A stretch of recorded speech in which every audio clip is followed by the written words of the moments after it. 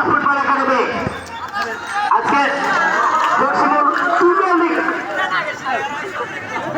উদ্বোধনী ম্যাচে man of the match Sohan 4 নম্বর একতা ফুটবল একাডেমি 10 নম্বর সোহান আজকের ম্যান অফ দ্য ম্যাচ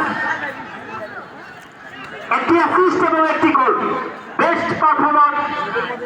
আজকের এই খেলার সর্বোচ্চ পারফর্ম করেছে সোহান 4 নম্বর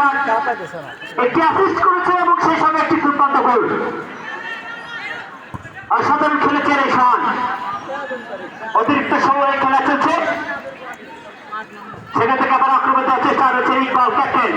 শুট করে দিলেন আবারও মনি